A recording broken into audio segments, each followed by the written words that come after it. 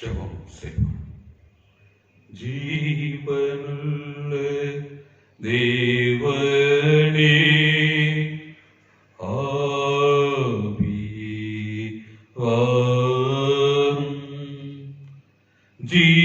ஜீவனுள்ள தேவனே, ஆவியே வாரும்.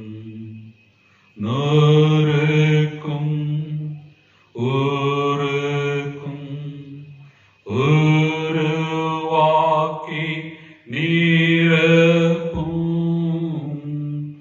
ஜீவனுள்ள தேவனே, ஆவி வாரும்.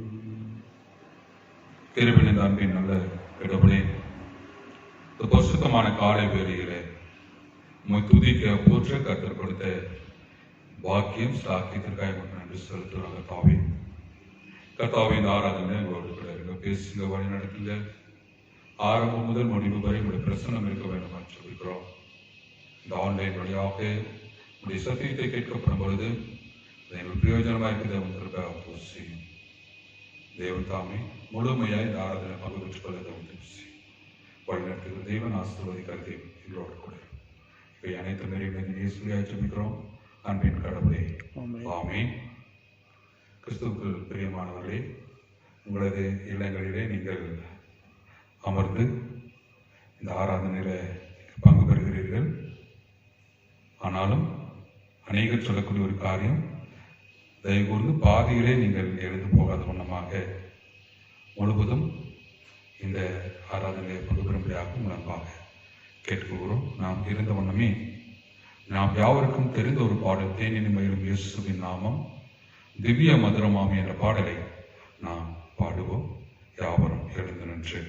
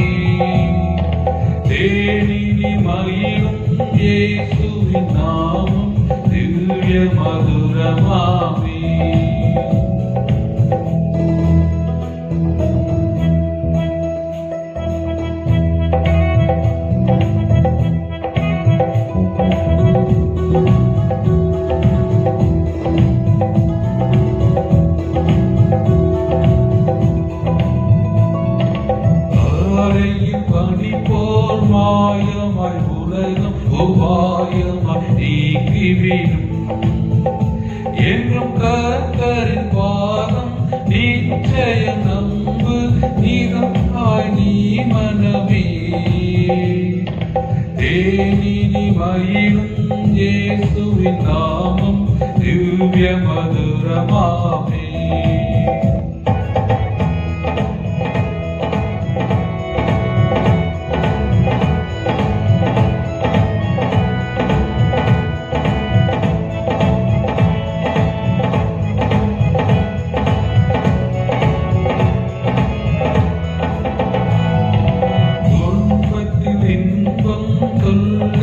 நல்ல துணைவராம் நேசரிடம் நீயும் நண்பராய் சேர்த்தால் அனைத்துணை காப்பார் ஆசை கொள் நீ மனமே தேனினி மயிலும் இயேசுவின் நாமம் திவ்ய மதுரமாமே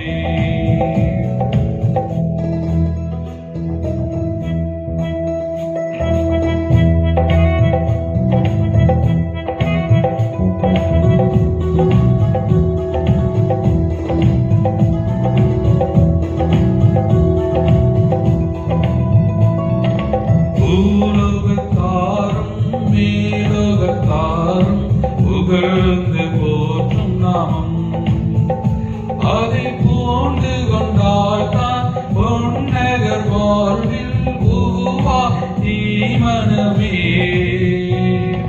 தேனினி மயிலும் இயேசுவின் நாமம் திவ்ய மதுரமாமே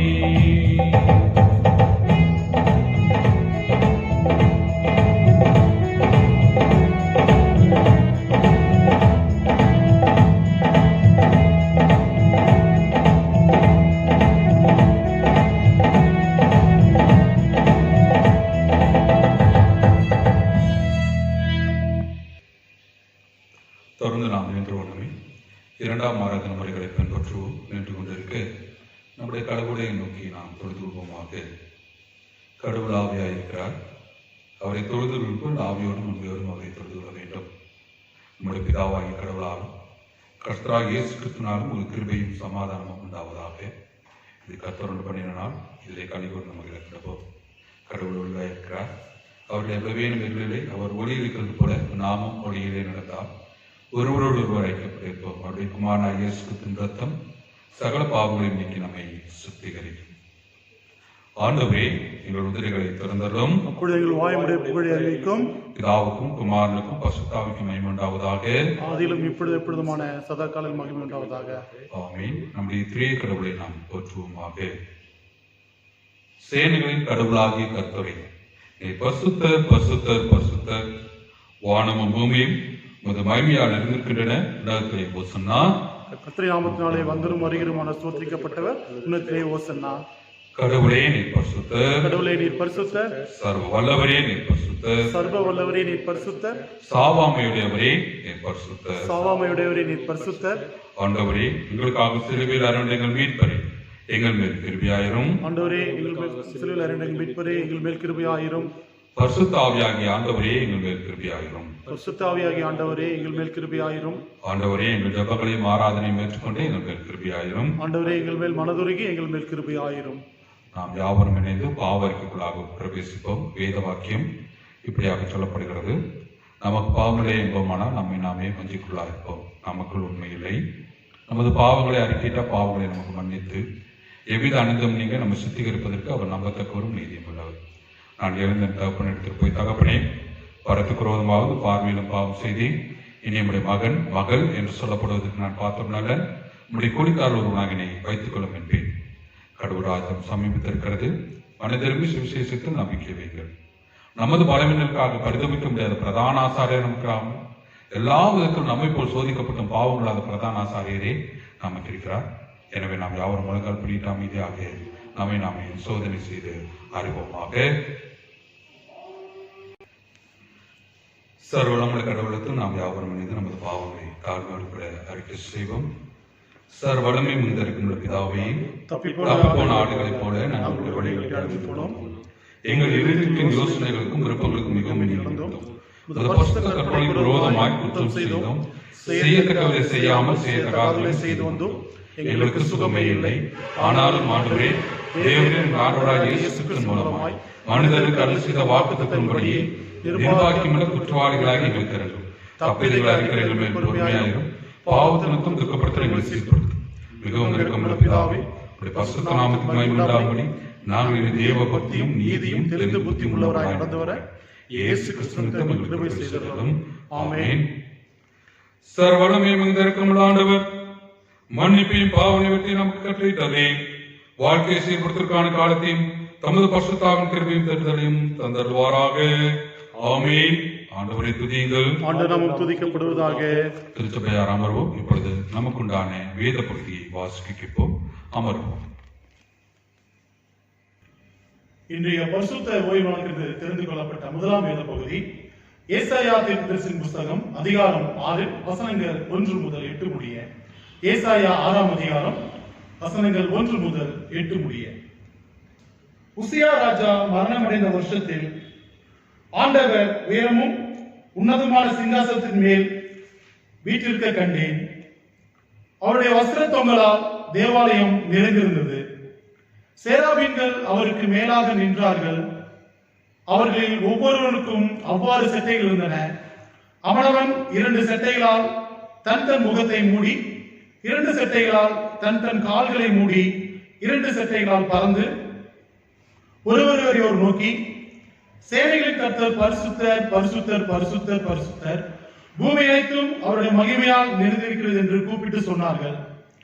கூப்பிடுகளின் சத்தத்தால் வாசல்களின் நிலைகள் அசைந்து ஆலயம் புகையால் நிறைந்தது. அப்பொழுது நான், ஐயோ அதமானே, நான் அசுத்த உதடுள்ள மனுஷன், அசுத்த உதடுள்ள ஜனங்களின் நடுவில் வாசமாய் இருக்கிறவன். சேனைகளின் கர்த்தராகிய ராஜாவே, என் கண்கள் கண்டதே என்றேன். அப்பொழுது சேராபீன்களில் ஒருவன் பலிபீடத்திலிருந்து தன் கையிலே பிடித்த குரட்டால் ஒரு நெருப்பு தழலை எடுத்து என்னிடத்தில் பறந்து வந்து, அதனால் என் வாயை தொட்டு, இதோ இது உன் உதடுகளை தொட்டதினால் உன் அக்கிரமம் நீங்கி உன் பாவம் நிவர்த்தியானது என்றான். பின்பு யாரை நான் அனுப்புவேன்? யார் நமது காரியமாய் போவான் என்று உரைக்கிற ஆண்டவருடைய சத்தத்தை கேட்டேன். அதற்கு நான், இதோ அடியேன் இருக்கிறேன், என்னை அனுப்பும் என்றேன் என்பதே. வாசிக்க முடியாத தெரிந்து கொள்ளப்பட்ட முதலாம் வேத பகுதி வாசித்தாயிற்று. தேவனே உமக்கு ஸ்தோத்திரம் உண்டாவதாக. நாம் யாவரும் எழுந்து நிற்போம். எழுந்து நின்று இன்றைய நாளுக்குரிய சுவிசேஷ வேத பகுதியை நாம் வாசித்து கேட்போம். யாவரும் எழுந்து நின்று யோவான் 4ஆம் அதிகாரம் வசனம் 15 முதல் 26 வரை நாம் வாசித்து கேட்போம். யோவான் 4ஆம் அதிகாரம் வசனங்கள் 15 தொடங்கி 26 முடிய. அந்த ஸ்திரீ அவரை நோக்கி, ஆண்டவரே, எனக்கு தாகம் உண்டாகாமலும் நான் இங்கே மொண்டுகளாமலும் இருக்கும்படி அந்த தண்ணீரை எனக்கு தர வேண்டும் என்றார். இயேசு அவளை நோக்கி, நீ போய் உன் புருஷனை இங்கே அழைத்து கொண்டு வா என்றார். அதற்கு அந்த ஸ்திரீ, எனக்கு புருஷன் இல்லை என்றால். இயேசு அவளை நோக்கி, எனக்கு புருஷன் இல்லை என்று நீ சொன்னது சரிதான். எப்படியெனில் 5 புருஷர்கள் உனக்கு இருந்தார்கள், இப்பொழுது உனக்கு இருக்கிறவன் உனக்கு புருஷன் அல்ல, இதை உள்ளபடி சொன்னாய் என்றார். அப்பொழுது அந்த ஸ்திரீ அவரை நோக்கி, ஆண்டவரே, நீர் தீர்க்கதரிசி என்று காண்கிறேன். எங்கள் பிதாக்கள் இந்த மலையிலே தொழுது கொண்டு வந்தார்கள், நீங்கள் எருசலேம் இருக்கிற ஸ்தலத்திலே தொழுது கொள்ள வேண்டும் என்கிறீர்களே என்றார். அதற்கு இயேசு, ஸ்திரீயே, நான் சொல்கிறதை நம்பு. நீங்கள் இந்த மலையிலும் எருசலேமில் உள்ள மாத்திரமல்ல, எங்களுக்கும் பிதாவை தொழுது கொள்ளும் காலம் வருகிறது. நீங்கள் அறியாததை தொழுது கொள்கிறீர்கள், நாங்கள் அறிந்திருக்கிறதை தொழுது கொள்கிறோம். ஏனென்றால் ரட்சிப்பு யூதர்கள் வழியாய் வருகிறது. உண்மையாய் தொழுதுகிறவர்கள் அப்பிதாவை ஆவியோடும் உண்மையோடும் தொழுது கொள்ளும் காலம் வரும், அது இப்பொழுதே வந்திருக்கிறது. தம்மை தொழுது கொள்கிறவர்கள் இப்படிப்பட்டவர்களாய் இருக்கும்படி பிதாவானவர் விரும்புகிறார். தேவன் ஆவியாயிருக்கிறார். அவரை தொழுதுகள் ஆவியோடும் உண்மையோடும் அவரை தொழுது கொள்ள வேண்டும் என்றார். அந்த ஸ்திரீ அவரை நோக்கி, கிறிஸ்து எனப்படுகிற மேசியா வருகிறார் என்று அறிவேன். அவர் வரும்போது எல்லாவற்றையும் நமக்கு அறிவிப்பார் என்றார். அதற்கு இயேசு, உன்னுடனே பேசுகிற நானே அவர் என்றார் என்பதை வாசிக்கும்படியாக தெரிந்து கொள்ளப்பட்ட சுவிசேஷ வேத பகுதி வாசித்து முடிந்தாயிற்று. கிறிஸ்துவே உமக்கு மகிமை உண்டாவதாக. திருச்சபை அமர்வும். பிரியமானவர்களே, இந்த நாளிலே கூட ஆண்டவருடைய சத்தியத்தை நமது துணையாயர் அருள் திரு கிதியோன் அவர்கள் வார்த்தை கொடுப்பார்கள். பிரியமானவர்களே, அவர்கள் மார்கழி சயான் திருச்சபைக்கு மாற்றலாகி செல்ல இருக்கிறார்கள். எனவே இந்த நாள் அவருடைய செய்தி இந்த ஆலயத்திலே. ஆகவே நாம் உச்சோடு கூட ஆண்டவருடைய வார்த்தையை கேட்போம். ஆண்டவர் தாமே அவருடைய ஊழியத்தை ஆசீர்வதிப்பாராக. ஜெபம் செய்வோம். அருள் ஏராளமாய் பெய்யும் உறுதி வாக்கிதுவே, ஆறுதல் தேறுதல் செய்யும் சபையை உயிர்ப்பிக்குமே. அருள் ஏராளம் அருள் அவசியமே, அற்பமாய் சொற்பமாய் அல்ல தீரனாய் பெய்யட்டுமே.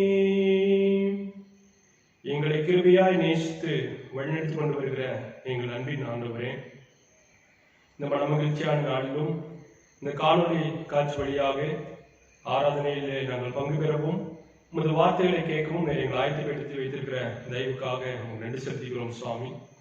நீர் சமீபத்திற்கு மாத்திரமா தேவன், நீர் தூரத்துக்கும் தேவனாக இருந்து தமது பிள்ளைகளை கண்ணோக்கி கொண்டு இருக்க தயவுக்காக நன்றி செலுத்துகிறோம் சுவாமி. தொடர்ந்து இந்த ஆராதனை வழியாக தமது பிள்ளைகளை நீ சந்தித்து அவருடைய தேவைகள் எல்லாவற்றையும் நிறைவு செய்ய வேண்டும் என்று நாங்கள் நன்றி செய்கிறோம். உமது கருத்தை ஒவ்வொருவரும் ஒப்புப்படுத்தி செபிக்கிறோம். பேசுகிற அடியை முற்றிலும் மறைத்து உண்மை வெளிப்படுத்த வேண்டும் என்று நாங்கள் நன்றி செய்கிறோம். இறைவன் இயேசு கிறிஸ்துவை வேண்டிக் கொள்கிறோம் எங்கள் ஜீவன நல்ல ஆண்டவரே, ஆமென். கிறிஸ்துக்குள் பிரியமானவர்களே, உங்கள் யாவரையும் அருமை இரட்சகர் இயேசு கிறிஸ்துவின் திருப்பெயராலே வாழ்த்தி வரவேற்றுக் கொள்கிறேன். கடவுள் தாமே தொடர்ந்து உங்களுக்கு நல்ல சுகத்தையும் பலத்தையும் ஆரோக்கியத்தையும் தந்து வழிநடத்துவாராக. கடந்த ஒரு வருடம் காலமாக திருச்சபை மக்கள் அடியனுக்கு கொடுத்த எல்லா விதமான உதவிகளுக்காகவும் ஒத்தாசைகளுக்காகவும் உங்களுக்கு நான் மனதார நன்றியை தெரிவித்துக் கொள்கிறேன். இன்றைய நாளிலும் நம்முடைய தென்னிந்திய திருச்சபை தியானத்திற்கென்று கொடுத்திருக்கக்கூடிய தலைப்பு பெந்தெகோஸ்தே திருநாளுக்கு பின்வரும் 4ஆம் வாரம். தலைப்பு கடவுளை ஆவியோடும் உண்மையோடும் வழிபடுகள் என்கிற தலைப்பை கொடுத்திருக்கிறார்கள்.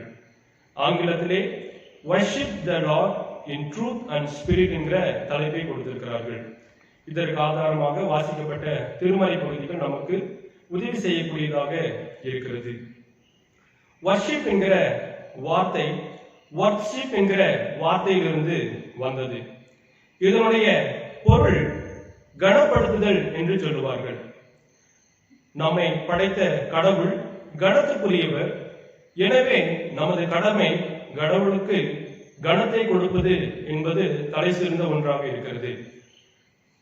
139வது சங்கீதம் 13வது வசனம் 14வது வசனத்திலே நாம் பார்க்கிற பொழுது, நீர் உள்ளந்திரியங்களை கை கொண்டிருக்கிறீர், என் தாயின் கர்ப்பத்தில் என்னை காப்பாற்றினீர்.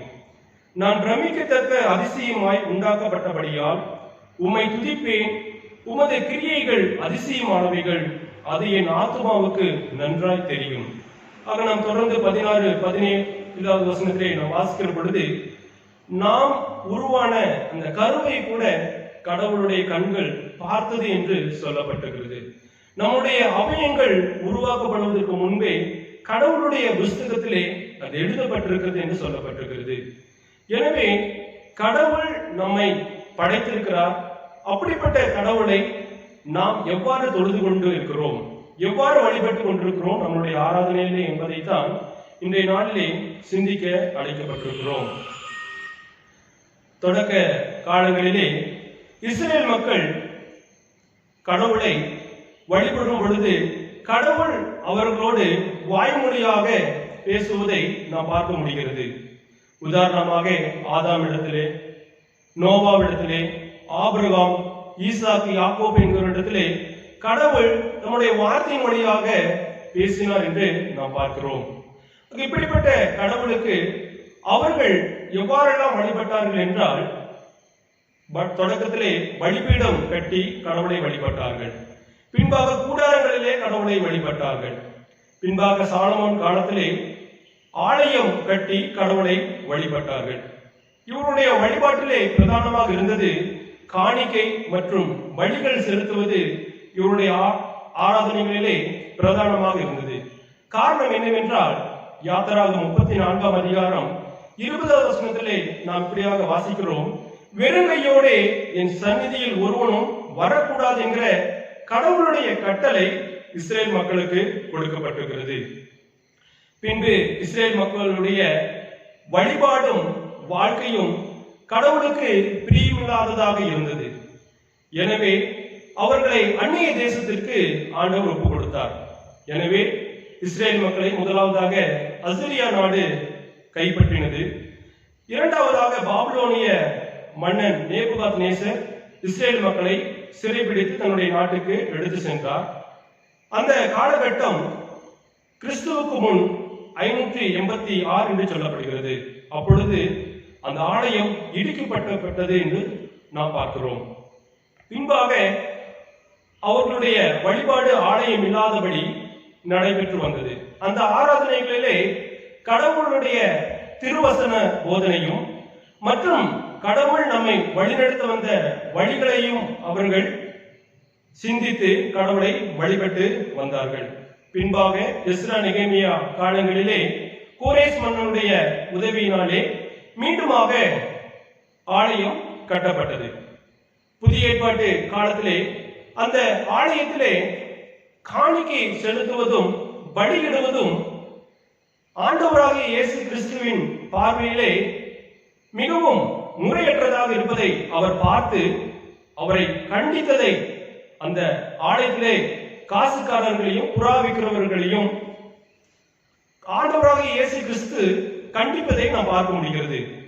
யோவான் நற்செய்தி நூல் 2ஆம் அதிகாரம் 13 17 வசனத்திலே நாம் பார்க்க முடிகிறது. ஆண்டவர் ஒரு சாக்கை உண்டு பண்ணி அந்த சாட்டையாலே அவர்கள் எல்லாம் கோயிலிலிருந்து துரத்துவதை நாம் பார்க்க முடிகிறது. பின்பாக கிறிஸ்துவுக்கு பின் 70ஆம் ஆண்டிலே ரோம அரசராக இருக்கக்கூடிய டைட்டஸ் என்கிறவரால் மீண்டுமாக இந்த 2ஆம் முறையாக ஆலயம் இடிக்கப்பட்டது. அதன் பின்னர் அப்போஸ்தலர் காலத்திலே கிறிஸ்துவை ஏற்றுக்கொண்ட மக்கள் ஆண்டவரை தங்களுடைய இல்லங்களிலே வழிபட்டார்கள் என்று சொல்லி அப்போஸ்தலர் 2ஆம் அதிகாரம் 46வது வசனத்திலிருந்து 47வது வசனம் வரைக்கும் நாம் பார்க்க முடிகிறது. அவர்கள் வீடுகள் தோறும் அப்பம் பிட்டு மகிழ்ச்சியோடும் கபடமில்லாத இருதயத்தோடும் போஜனம் பண்ணி தேவனை துதித்து ஜனங்கள் எல்லோரிடத்திலும் தயவு பெற்றிருந்தார்கள். ரட்சிக்கப்பட்டவர்களை கர்த்தர் அனுதினமும் சபையிலே சேர்த்து கொண்டு வந்தார் என்று பார்க்க முடிகிறது. இந்த காலங்கள் எல்லாம் முடிந்த பிறகு 15, 16ஆம் நூற்றாண்டுகளிலே திருச்சபை வழிபாட்டுகளிலே ஒரு பெரிய குளறுபடியை நாம் பார்க்க முடிகிறது. ரோம கத்தோலிக்க திருச்சபையிலே போப் மிகவும் பிரதானமாக இருந்தார். அந்த காலகட்டத்திலே திருச்சபை வழிபாட்டிலே ரட்சிப்பு என்பது ஆலயத்திற்குள் மட்டும்தான், ஆலயத்திற்கு வெளியாக ரட்சிப்பு இல்லை என்று அவர்கள் பிரகடனம் செய்தார்கள். திருமறை மக்களுக்கு வாசிப்பதற்கு கொடுக்கப்படவில்லை. ஆசாரியர்கள் மாத்திரமே, அதாவது இந்த சபை போதகர் மாத்திரமே அதை படிக்க முடியும். ஆலயத்திலே திருமறையானது சங்கிலியிலால் கட்டப்பட்டது இருந்தது என்று சொல்லப்பட்டிருக்கிறது. பாவ மன்னிப்பு சீட்டு, இறந்தவர்களுக்கும் கூட பாவ மன்னிப்பு சீட்டு என்கிற ஒரு சடங்காக திருச்சபை வழிபாடு இருந்தது. எனவே இதை கண்டித்து மார்ட்டின் லூத்தர் 1517 திருச்சபைகளிலே ஒரு சீர்திருத்தத்தை கொண்டு வந்தார். ரெஃபர்மேஷனை கொண்டு வந்தார். அது என்ன ரெஃபர்மேஷன் என்று பார்க்கிற பொழுது, திருச்சபை வழிபாட்டிலே சடங்குகளுக்கு முக்கியத்துவம் கொடுக்க கூடாது. மாறாக திருமறைக்கு நாம் முக்கியத்துவம் கொடுக்க வேண்டும். நம்முடைய விசுவாசத்திற்கு முக்கியத்துவம் கொடுக்க வேண்டும். கடவுளுடைய கிருபைக்கு முக்கியத்துவம் கொடுக்க வேண்டும். போப்பல்ல கிறிஸ்து மாத்திரமே திருச்சபையில உயர்ந்தவர் என்று சொல்லப்பட்டது.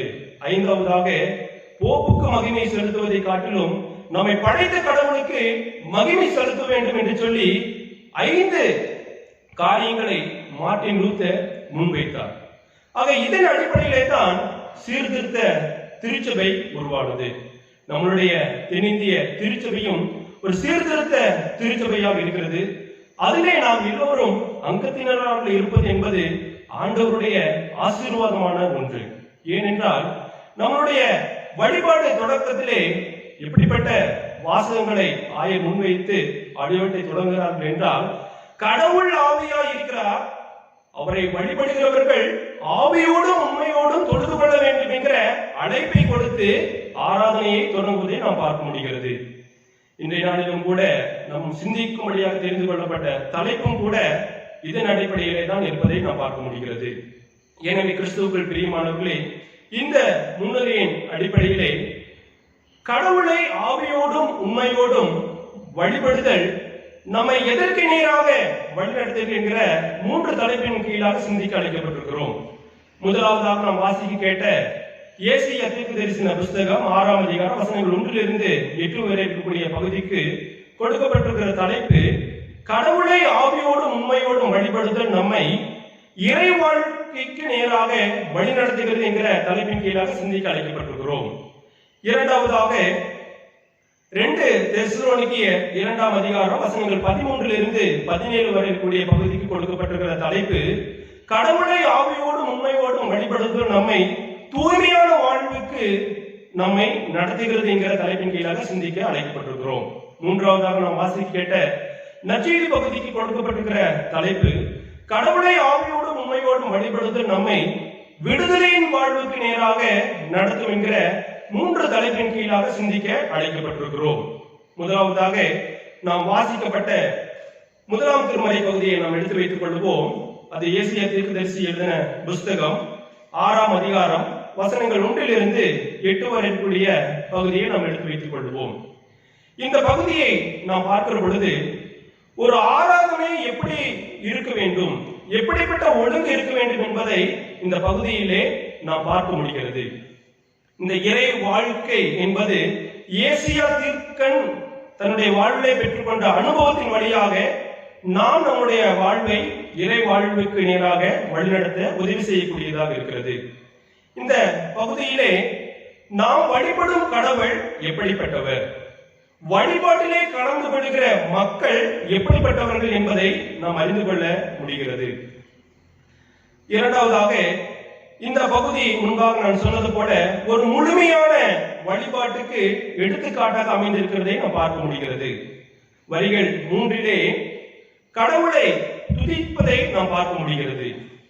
இரண்டாவதாக வரிகள் 5 பாவ அறிக்கை செய்வதை நாம் பார்க்க முடிகிறது. நம்முடைய கடவுள் பரிசுத்தர் பரிசுத்தர் பரிசுத்தராக இருக்கிறார். அப்படிப்பட்ட கடவுளை வழிபடுகிற பொழுது நம்முடைய பாவத்தை நாம் உணர வேண்டும். ஏசாயா தீர்க்கன் இந்த இடத்திலே அப்படித்தான் உணர்கிறார். இப்படிப்பட்ட பரிசுத்தமுள்ள கடவுளை நான் வணங்குகிற பொழுது, இந்த ஆலயத்திலே நான் இருக்கிற பொழுது அவர் என்ன சொல்லுகிறார் நீங்கள் பாருங்கள். 5வது வசனத்திலே, ஐயோ அதமானே, நான் அசுத்த உதடுள்ள மனுஷன் என்கிறார். அது மாத்திரமல்ல, அசுத்த உதடுள்ள ஜனங்களின் நடுவில் வாசமாய் இருக்கிறவன் என்று சொல்வதை நாம் பார்க்க முடிகிறது. இந்த உணர்வு உண்மையான வழிபாட்டிலே இருக்க வேண்டும் பிரியமானவர்களே. காரணம், நாம் வழிபடுகிற கடவுள் பரிசுத்த பரிசுத்த பரிசுத்தராக இருக்கிறார். எனவே கடவுளுடைய ஆலயத்தில் நாம் இருக்கிற பொழுது கடவுளுடைய வல்லமை நிறைந்திருக்கிறதை நாம் உணர்ந்து கொள்ள வேண்டும். 1வது வசனத்தில் நீங்கள் பார்த்தீர்கள் என்றால், ஆண்டவருடைய அந்த வஸ்திரத்தின் தொங்கல் தேவாலயம் நிறைந்திருந்தது என்று சொல்லப்பட்டிருக்கிறது. அது கடவுளுடைய வஸ்திரம் என்று சொல்லுகிற பொழுது அது கடவுளுடைய வல்லமையை குறிப்பிடுகிறதாக இருக்கிறது. புதிய ஏற்பாட்டிலே நாம் பார்க்கிறோம், ஆண்டவராக இயேசு கிறிஸ்துவின் அந்த வஸ்திரத்தை தொங்கலை தொட்ட அந்த பெண் சுகமானாள். கடவுளுடைய வல்லமை புறப்பட்டது என்று சொல்லப்பட்டிருக்கிறது. எனவே நம்முடைய ஆலயத்திலே கடவுளுடைய வல்லமை நிறைந்திருக்கிறது. அது மாத்திரமல்ல, பூமி முழுவதும் கடவுளுடைய மகிமை நிறைந்திருக்கிறது என்று சொல்லி நாம் தொடர்ந்து வாசிக்கிற பொழுது அறிந்து கொள்ள முடியும் பிரியமானவர்களே. எனவே நாம் நம்முடைய வழிபாட்டிலே கடவுள் எப்படிப்பட்டவர் என்பதை நாம் அறிந்து கொண்டு இருக்கிறோம். நம்மளுடைய பாவ உணர்வை நாம் அறிந்திருக்கிறோமா? ஏசாயா தீர்க்கம் போல அந்த பாவத்தை உணர்கிற மக்களாக நாம் இருக்கிறோமா என்பதை நாம் அறிந்திருக்கிறோமா என்பதை சிந்தித்து பார்க்க அழைக்கப்பட்டிருக்கிறோம் பிரியமானவர்களே. உடனே வரிகள் 7 நாம் பார்க்கிற பொழுது அவருடைய பாவங்கள் மன்னிக்கப்பட்டது என்று சொல்லப்பட்டிருக்கிறது. பாருங்கள், 6வது வசனம் 7வது வசனத்திலே நாம் பார்க்கிற பொழுது 6வது வசனத்திலே, அப்பொழுது சேராபீன்களில் ஒருவன் பலிபீடத்தில் இருந்து என்று சொல்லப்பட்டிருக்கிறது. நம்முடைய ஆலயத்திலும் கூட பாவ மன்னிப்பு வழங்குகிற பொழுது ஆயரவர்கள் பலிபீடத்தில் இருந்து அவர்கள் பாவ மன்னிப்பின் உறுதியை கொடுப்பார்கள். அப்படி கொடுக்கிற பொழுது பலிபீடத்தில் இருந்து பாவ மன்னிப்பின் உறுதியை நாம் பெற்றுக்கொள்கிறோம். அந்த பாவ மன்னிப்பின் உறுதியை பெற்றுக்கொண்ட உடனே 7வது வசனத்திலே நீங்கள் பார்த்தீர்கள் என்றால், அதனால் என் வாயை தொட்டு, இதோ இது உன் உதடுகளை தொட்டதினால் உன் அக்கிரமம் நீங்கி உன் பாவம் நிவர்த்தி ஆகிறது என்பதை நாம் படித்து அறிந்து கொள்கிறோம். 8வது வசனத்திலே நாம் பார்க்கிற பொழுது திருவசன போதனை, அந்த மன்னிப்பின் பாவ மன்னிப்பின் உறுதிக்கு பிறகாக திருவசன போதனை கொடுக்கப்படுகிறது. அந்த திருவசன போதனையிலே கடவுளுடைய தாகத்தை பெற்றுக்கொள்கிற மக்களாக இருக்கிறோம். யாரை நான் அனுப்புவேன் என்று சொல்லுகிற வார்த்தையை நாம் வாசித்து அறிந்து கொள்ள முடியும். இதற்கு முன்பாக சேருவீன்கள், அதாவது கடவுளுடைய இந்த சர்வன்ட்ஸ், பணிவிடைக்காரர்கள் இவரிடத்திலே பேசுவதை நாம் பார்த்திருக்கிறோம். இந்த இடத்திலே கடவுளே பேசுகிறார். அதுதான் கடவுளுடைய வார்த்தை மக்களுக்கு கொடுக்கப்படுகிறது. ஆக யாரை நான் அனுப்புவேன் என்று சொல்லுகிற பொழுது ஏசிய தீர்க்கன் சொல்லுகிறார், இதோ அடியேன் இருக்கிறேன், என்னை அனுப்பும் என்றேன் என்று சொல்லப்பட்டிருக்கிறது. Here am I, send me என்று சொல்கிறார்.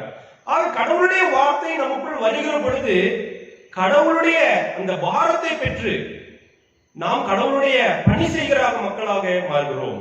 எனவே ஆவியோடும் உண்மையோடும் நாம் வழிபடுகிற அந்த ஆராதனை என்பது நம்மை இறைப்பணிக்கு நேராக வழிநடத்தி செல்லக்கூடியதாக இருக்கிறது.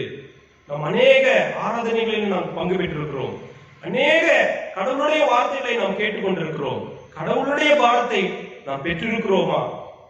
யாரை நான் அனுப்புவேன் என்று சொல்லுகிற பொழுது இதோ அடியேன் இருக்கிறேன் என்று ஏசிய தீர்க்கன் போல நாம் சொல்லி இருக்கிறோமா பிரியமானவர்களே? அப்படி நாம் சொல்லவில்லை என்றால் நாம் கடவுளை ஆவியோடும் உண்மையோடும் வழிபடுகிறோமா என்று சிந்தித்து பார்க்க அழைக்கப்பட்டிருக்கிறோம்.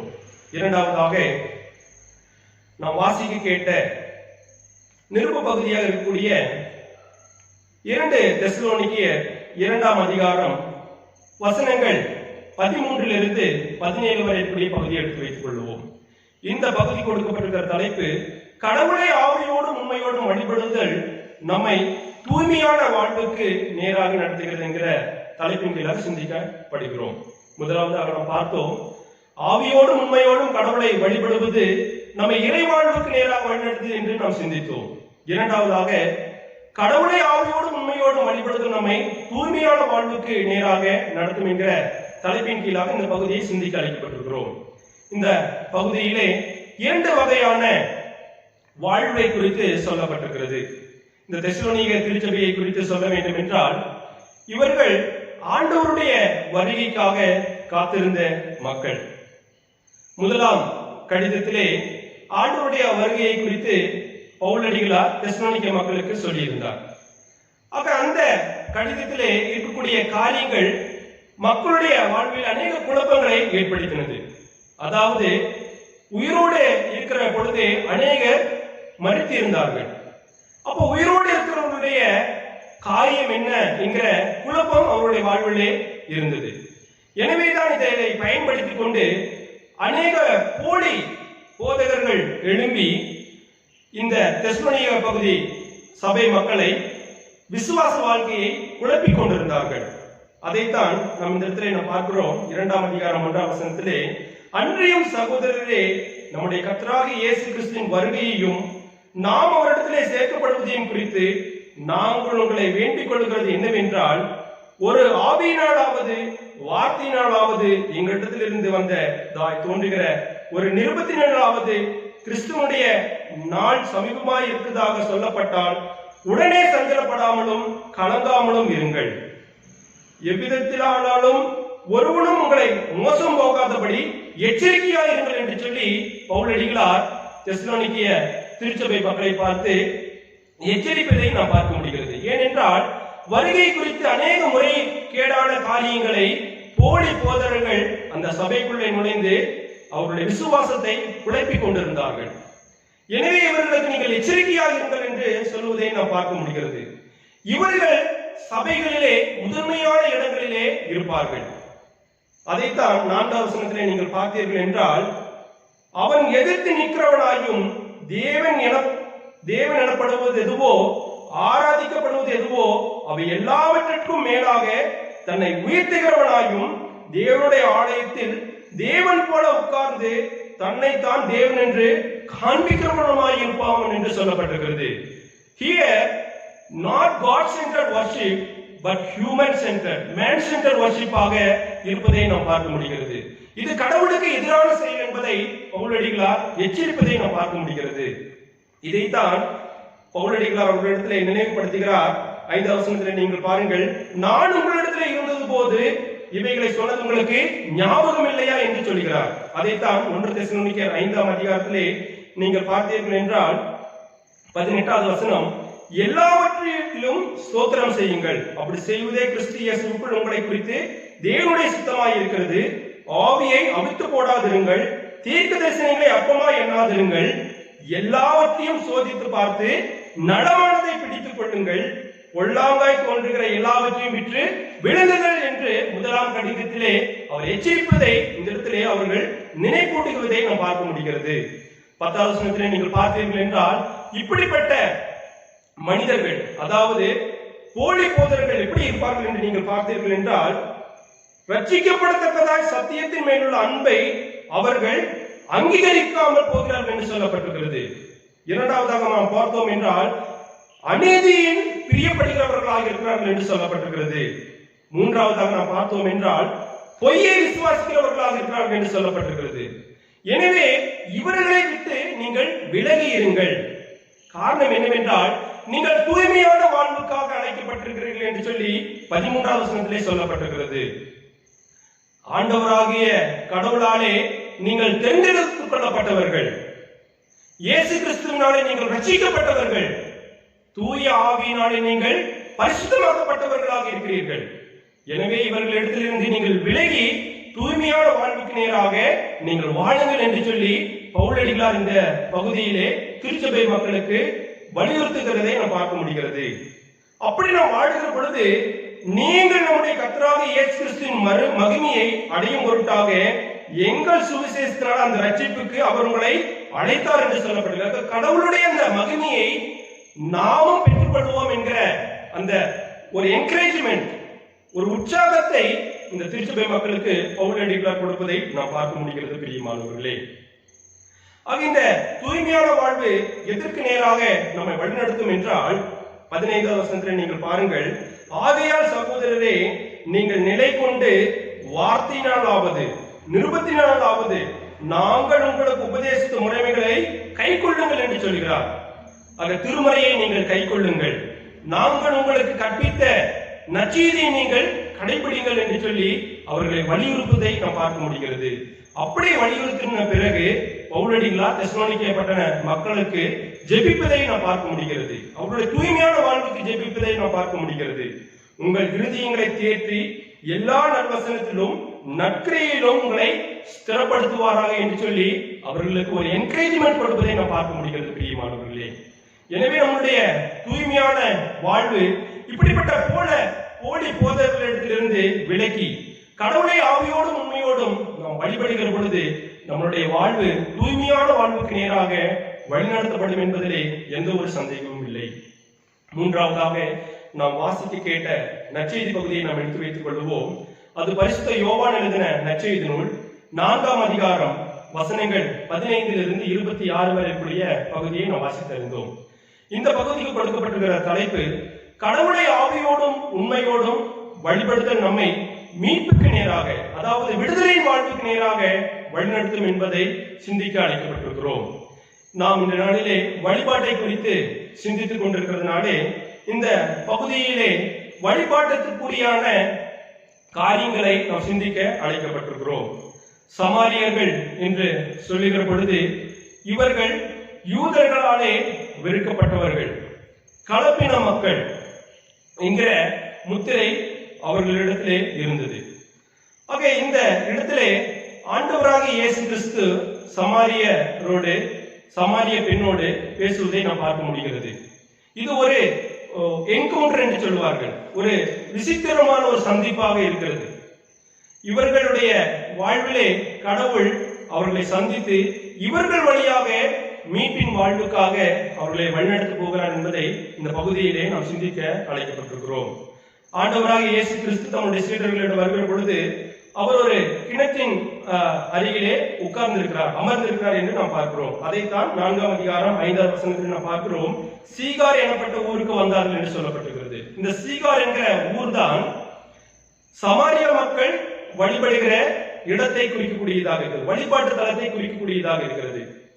ஆக இவர்களுடைய வழிபாடு நீங்கள் பார்த்தீர்கள் என்றால் பல்வேறு கடவுள்களை அவர்கள் வழிபட்டு வந்தார்கள். அந்த பல்வேறு கடவுளை அவர்கள் வழிபட்டு வந்தாலும் அவர்களுடைய அந்த வழிபாட்டிலே உண்மை இல்லை என்பதை இந்த பகுதியிலே நாம் அறிந்து கொள்ள முடிகிறது. நீங்கள் பாருங்கள், ஆண்டவராக இயேசு கிறிஸ்து சமாரிய பெண்ணிடத்திலே இவ்வாறாக சொல்லுகிறார். 16ஆம் வசனத்திலே இயேசு அவளை நோக்கி, நீ போய் உன் புருஷனை இங்கே அழைத்து கொண்டு வா என்று சொல்லப்பட்டிருக்கிறது. இந்த இடத்திலே புருஷன் என்று சொல்லுகிற பொழுது பாகால் தெய்வத்தை இந்த முறையிலே அவர்கள் அழைப்பார்கள். ஆக அவர் அதற்கு பதில் சொல்கிறார். அதற்கு அந்த ஸ்திரீ, எனக்கு புருஷன் இல்லை என்றால். இயேசு அவளை நோக்கி, எனக்கு புருஷன் இல்லை என்று நீ சொன்னது சரிதான். எப்படியெனில் 5 புருஷர் உனக்கு இருந்தார்கள், இப்பொழுது உனக்கு இருக்கிறவன் உனக்கு புருஷன் அல்ல, இதை உள்ளபடியே சொன்னாய் என்று சொல்லப்பட்டிருக்கிறது. இந்த சமாரியருடைய வழிபாட்டை கடவுளை குறித்து நாம் அறிந்து கொள்ள வேண்டும் என்றால் 2 ராஜாக்கள் 17ஆம் அதிகாரம் 6வது வசனம் 24வது வசனத்திலே நாம் பார்த்தோம் என்றால், இந்த சமாரியா நாட்டை அசிரிய மன்னன் கைப்பற்றின பிறகு 5 பகுதி மக்களை கொண்டு வந்து இந்த சமாரியாவிலே குடியேற்றுகிறார். ஆக அவர்கள் வருகிற பொழுது தங்களுடைய கடவுளையும் எடுத்துட்டு வந்து அந்த பகுதியிலே வழிபடுகிறார்கள். ஆக இந்த இடத்திலே இந்த பெண் 5 கடவுளை வழிபடுகிறவர்களாக இருக்கிறார். இப்பொழுது வழிபடுகிறவரையும் அவர் உண்மையாக வழிபடவில்லை என்பதை உள்ளபடியே சொன்னதினாலே கடவுள் அந்த பெண்ணை அங்கீகரிக்கிறவராக இருக்கிறார். பொதுவாக இந்த சமாரியர்கள் பழைய ஏற்பாட்டிலே 5 ஆகமங்களை தான் அவர்கள் ஏற்றுக்கொள்வார்கள். தீர்க்க தரிசன புஸ்தகத்தை அவர்கள் ஏற்றுக்கொள்ள மாட்டார்கள். காரணம் என்னவென்றால் இந்த 5 ஆகமங்களிலே தான் அவர்கள் கடவுளை காண்கிறவர்களாக இருக்கிறார்கள். இந்த 5 ஆகமங்களை குறித்து நாம் பார்க்கிற பொழுது பாவத்தை குறித்து இந்த 5 ஆகமங்கள் சொல்லப்படுகிறது. தீர்க்க தரிசன புஸ்தகங்கள் பாவிகளை குறித்து சொல்லப்படுவதை நாம் பார்க்க முடிகிறது. பாவிகளை வெளிவேடமிட்டு காட்டுவதை நாம் பார்க்க முடிகிறது. அதைத்தான் சாமுவேல் தீர்க்கதரிசி சவுலினுடைய பாவத்தை வெளிப்படுத்துகிறார். நாத்தான் தீர்க்கதரிசி தாவீதினுடைய பாவத்தை வெளிப்படுத்துகிறார். இப்படி பாவத்தை வெளிப்படுத்துகிற அந்த தீர்க்கதரிசன புஸ்தகங்களை அவர்கள் ஒதுக்கி வைத்துவிட்டு 5 ஆகமங்களை மாத்திரமே இவர்கள் பின்பற்றி வந்தார்கள். இதை ஆண்டவராக இயேசு கிறிஸ்து உள்ளபடியே சொன்னதினாலே அந்த சமாரிய பெண் ஆண்டவரை எப்படி காண்கிறார் என்று நீங்கள் பாருங்கள். 19வது வசனத்திலே, அப்பொழுது அந்த ஸ்திரீ அவரை நோக்கி, ஆண்டவரே, நீ தீர்க்கதரிசி என்று காண்கிறேன் என்று சொல்லப்பட்டிருக்கிறது. அதாவது ஆண்டவராக இயேசு கிறிஸ்து இந்த இடத்திலே சமாரிய பெண் ஒரு தீர்க்கதரிசி என்று அடையாளம் கொண்டு கொள்கிறார். காரணம் என்ன? தன்னுடைய பாவத்தை மறைக்காமல் ஆண்டவரிடத்தில் அறிக்கையிட்டதினாலே அதை ஆண்டவர் அங்கீகரித்தார். அங்கீகரித்த நிமித்தமாக ஆண்டவரை அந்த சமாரிய பெண் ஒரு தீர்க்கதரிசியாக பார்க்க முடிகிறது. பின்பாக நாம் பார்த்தோம் என்றால் வழிபாட்டு இடத்தை குறித்து இந்த சமாரிய பெண் ஆண்டவரை இயேசு கிறிஸ்துவிடத்திலே கேள்வி கேட்பதை நாம் பார்க்க முடிகிறது. அதைத்தான் 20வது வசனத்திலே நீங்கள் பார்த்தீர்கள் என்றால், எங்கள் பிதாக்கள் இந்த மலையிலே தொழுது கொண்டு வந்தார்கள். அதாவது இந்த மலை என்று சொல்லுகிற பொழுது சமாரியர்கள் கெரிசீம் என்கிற மலையிலே வழிபட்டு வந்தார்கள். காரணம் என்னவென்றால், அவர்கள் பாபிலோன் அடிமைத்தனத்திலிருந்து மீண்டுமாக வருகிற பொழுது யூதர்கள் வழிபடுகிற அந்த எருசலேம் கோவிலை கட்டுவதற்கு யூதர்கள் அவர்களை ஏற்றுக்கொள்ளவில்லை. அவர்கள் செய்கிற அந்த உதவியை அவர்கள் அங்கீகரிக்கவில்லை.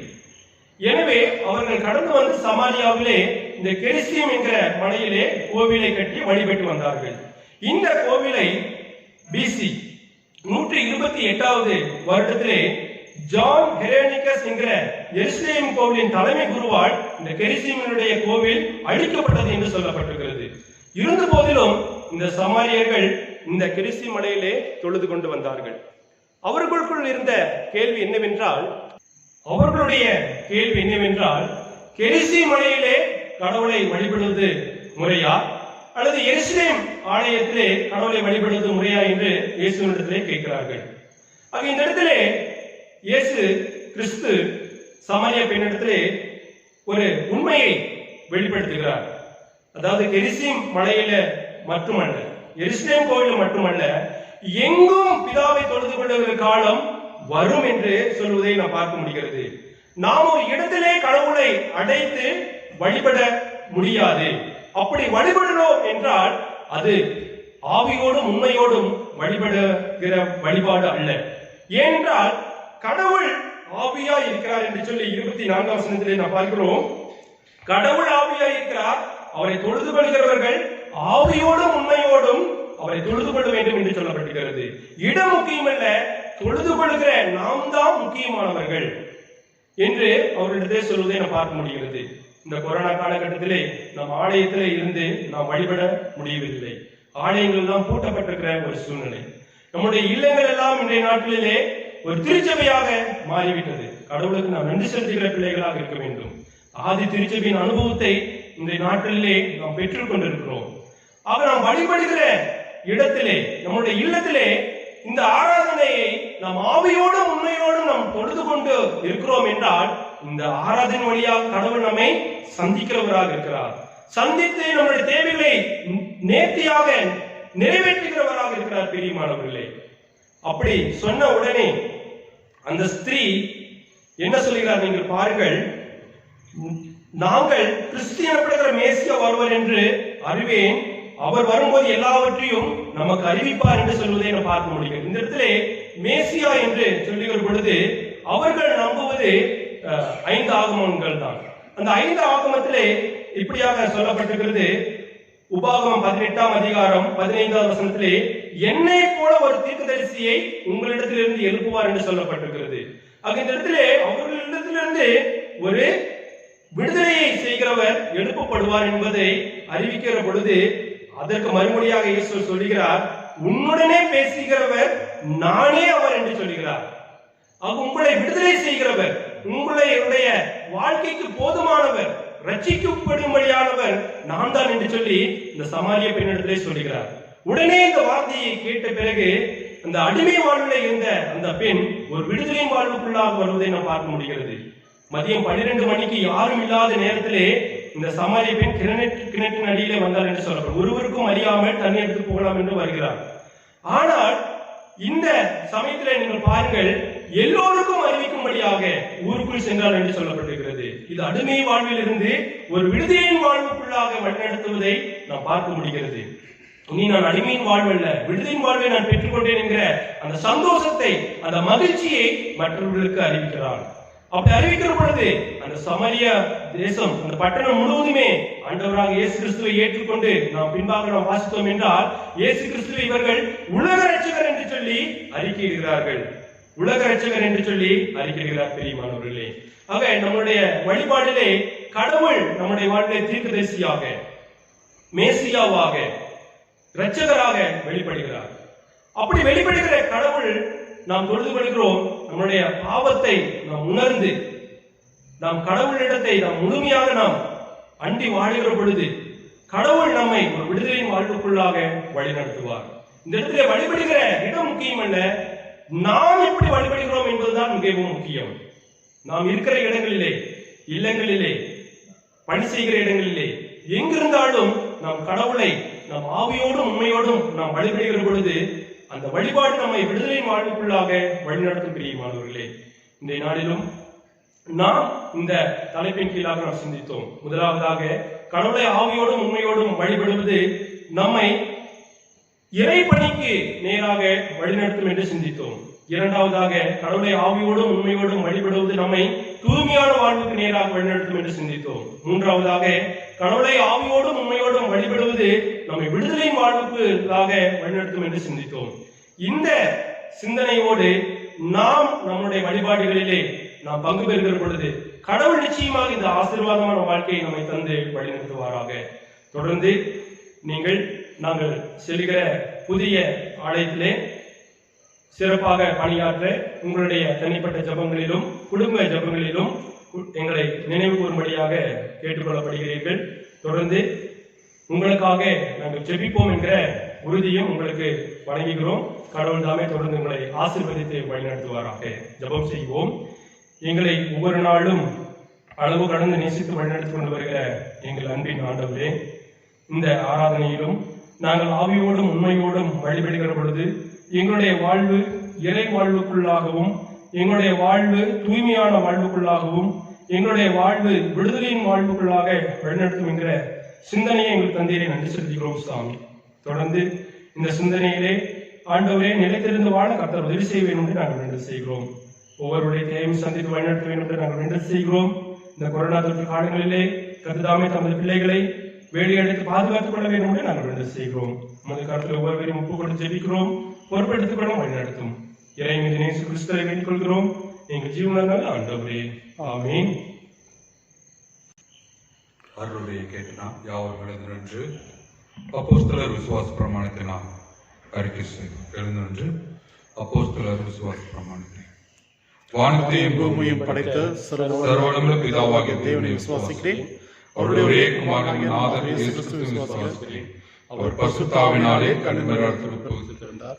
பொந்து பிலாத்தின் காலத்தில் பாடுபட்டு சிறையில் அறையுண்டு மரித்து அடக்கம் பண்ணப்பட்டு பாதாளத்தில் இறங்கினார். மூன்றாம் நாள் மரித்தோர்ந்து எழுந்தருளினார். பரமண்டலத்துக்கு ஏறி சர்வவல்லமையுள்ள பிதாவாகிய தேவனுடைய வலதுபார்சத்திலே வீற்றிருக்கிறார். அவரிடத்திலிருந்து உயிரோடு மரித்தோரை நியாயத்திற்கு வருவார். பரிசுத்த ஆவியை விசுவாசிக்கிறேன். பொதுவாய் சபையும் பரிசுத்த ஐக்கியமும் பாவ மன்னிப்பும் சரீர விடுதலும் நித்திய ஜீவனும் என்று விசுவாசிக்கிறேன். ஆமென். திருச்சபையார் அமரவும். பிரியமானவர்களே, உங்களுக்கு உங்கள் குழந்தைகளுக்கு ஒவ்வொரு ஞாயிற்றுக்கிழமையும் காலை 11 மணி அளவிலே ஆன்லைன் சண்டே ஸ்கூல் நடைபெறுகிறது.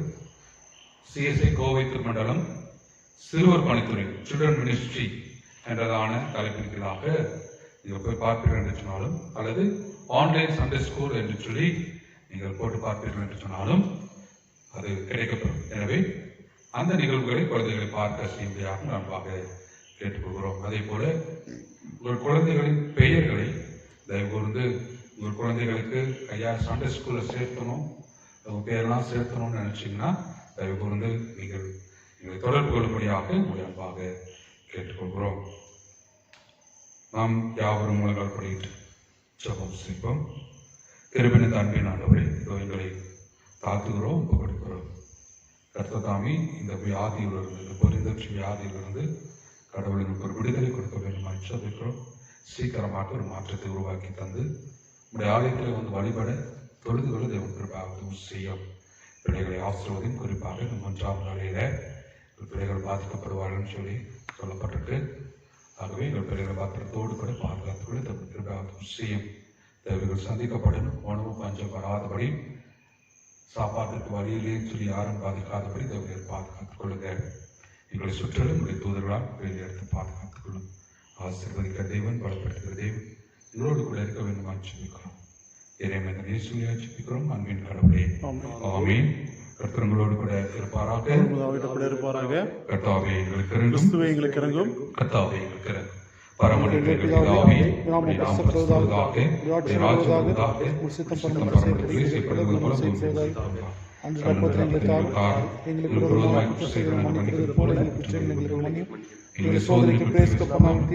பூமியிலும் ராஜ்யமும் வல்லமையும் மகிமையும் நிறைந்தவரே. ஆமென். என் ஆத்துமாவே கர்த்தரை ஸ்தோத்திரி, என் முழு உள்ளமே நாமத்தை ஸ்தோத்திரி. என் ஆத்மாவே கர்த்தரை ஸ்தோத்திரி, கர்த்தர் செய்த சகல உபகாரங்களை மறவாதே. ஆமென். தேவனுடைய இரக்கமுள்ள கிருபைக்கும் பராமரிப்பும் ஒப்புவிக்கிறோம். பிதா குமார் பரிசுத்தாத்ம சர்வ பிரதிகளுடைய ஆசீர்வாதம் உங்களுக்குள்ளே எப்போதும் உங்களோடு கூட நிலைத்திருக்க கடவுது. ஆமென். ஆமென். ஆமென். கர்த்தர் உங்களோடு கூட இருப்பாராக. அவர் ஆவியோடு கூட இருப்பாராக. சமாதானத்திலே உலகத்திலே வாழ்ந்து நாம் சுகிப்போமாக. கர்த்தருடைய நாமத்தினாலே ஆமென். யாவருக்கும் ஸ்தோத்திரம்.